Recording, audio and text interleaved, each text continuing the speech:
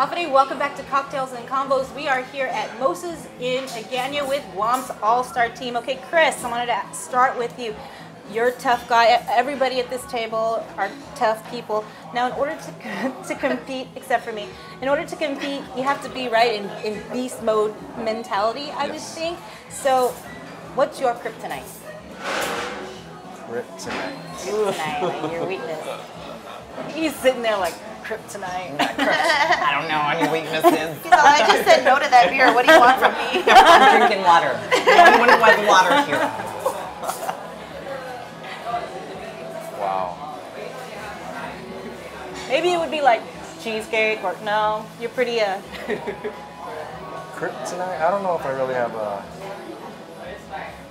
kryptonite when it comes to my respective discipline. However, a lot of times late at night, I tend to go on social media. okay. And a lot of the friends or followers on social media post a lot about food. And it's come to a point where I've had to unfollow them or unfriend them. I am blocking you. Only because it gets to a point where they're almost doing it just to crawl under your skin.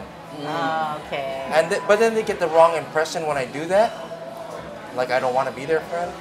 And I'm a firm believer that I'd rather be your friend in real life than your friend on social media. Exactly. Yeah, that's true.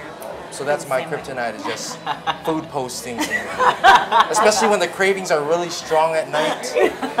When it's the worst. Yeah, when it's I just want to go to sleep, but I can't because you know you just finished doing another training session. Your pre-workout's still in your system. You're like, you can't. What about you, ladies? Kryptonite? My kryptonite, you know, I mean, I think as far as bodybuilding and when I was a figure competitor, of course the food part was hard for me. I mean, I think that's hard for anybody, really, especially when you're getting like closer and closer. You've been dieting for like 3 months, and but for me personally, with anything that I do, and I realize that it's not just with bodybuilding or powerlifting, or it's kind of with everything that I do.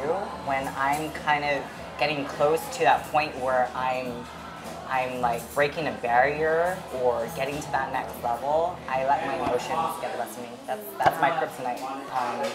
I overthink things, or I let, you know, little personal issues that I may be going through that really everyone goes through. I let that kind of break me, and yeah, that's something that I've gotten better at, but I don't think I'm ever going to master it. I think I'm just going to continue to get better at not allowing that to, you know, deter me. Yeah. Brian, Brogan, you guys have a kryptonite? Mine, I think, well, so I do a lot of the choreography, Yeah. and you have to constantly keep creating things and like outdoing yourself, and I feel like the choreographer's block is it's a real thing, and I have to put out a lot of numbers. Like we have our concerts, we have performances, and sometimes I ask for like specific numbers to a specific song, and so I definitely get stuck a lot of times. I'm like, well, what do I do?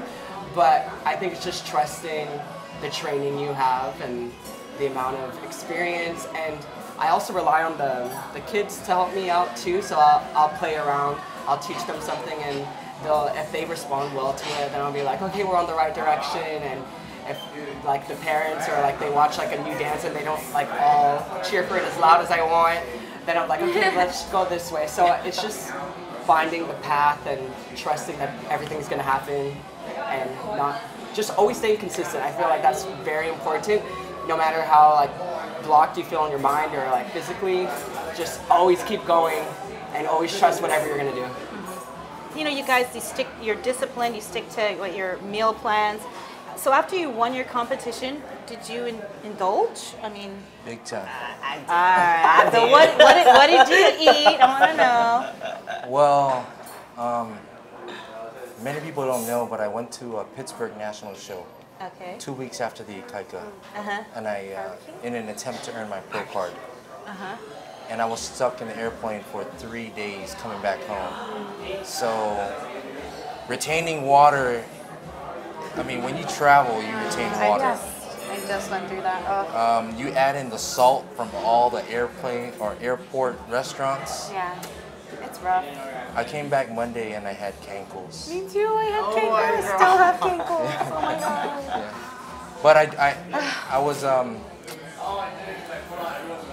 what do you, I was. I want to hear you ate cake. I Right? did it. Cookies. McDonald's. McDonald's. That's all they have at the airport. Oh, no. Oh man. I've been back since Monday, and I've already, this is like my third time eating at Mimosa's already. But they have awesome food here. Yeah, and you never have to eat the same thing. Like the specials are always changing, and I have my go-tos, and I have my, like I know everybody here, so it's just a good time. Yes. My thing is sushi. Like, Okay, Yeah, okay. sushi. You can't have it on your diet? Not so much. Not when it gets down to it. Yeah. When I'm in contest prep, at least for me, I don't know, maybe other people get that sushi, but no, it's pretty strict. But at any given time, like the moment I'm told I can have a cheat meal or I can refeed, I'm gonna Refeed, eat that's sushi. a key word. Yeah, Refeed. I'm gonna I've never refeed. heard of refeed. Oh, That's your, you gotta learn nice it. word like for a cheat cheat meal. meal. Oh, it makes it feel good. Yeah. Like, Yeah. But it's Feed like, me. I'm not cheating, I'm refeeding. There's a difference. Yep. I'm always refeeding them. I had a refeed every day. Yeah, weird. Matter of fact, we're gonna take a break so I can refeed, redrink, refill. There you go, refill. Stay tuned.